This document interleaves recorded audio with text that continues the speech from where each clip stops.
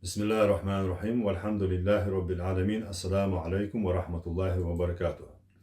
В свете текущих дискуссий о возможном участии Комитета ингушской независимости в различных политических проектах и союзах руководство КИН считает необходимым обозначить свою позицию. В настоящий момент наша организация находится в процессе становления своей политической субъектности, которая является важнейшим компонентом любой политической структуры. Для того, чтобы представлять интересы своих сторонников в различных коллективных проектах, или в целом быть силой, признанной важным участником жизни общества, недостаточно просто объявить себя представителем народа, президентом или правительством за рубежом, так как подобные манипуляции обесценивают общий характер политической деятельности и превращают ее в глазах людей в профанацию и клоунаду. Политическая весна – это не только время перемен, но, к сожалению, и время появления сорняков, часто именуемых политическими проходимцами. Именно по этой причине руководство КИН с самого начала своей деятельности избегает громких эпитетов и не берет на себя звание голоса всех ингушей, не вступает в союзы и проекты, цели и намерения которых нам до конца не ясны.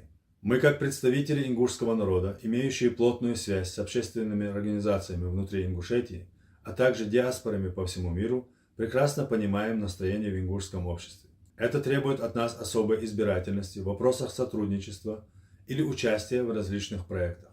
В противном случае подобные союзы могут быть отвергнуты нашим народом из-за сложного исторического бэкграунда и сложившейся политической конъюнктуры в настоящее время. На данном этапе наш приоритет заключается в решении внутренних проблем и укреплении общественной солидарности вокруг идеи независимости.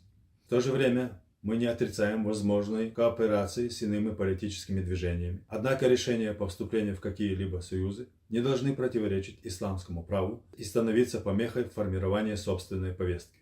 Мы заявляем, что на данный момент Комитет ингушской независимости не состоит в союзах ни с одной из политических сил на Кавказе и за его пределами. Попытки представить отдельных деятелей ингушской национальности как представителей ингушского народа расцениваем как провокацию. Подписанные документы о вхождении в какие-либо союзы от имени ингушей считаем нелегитимными.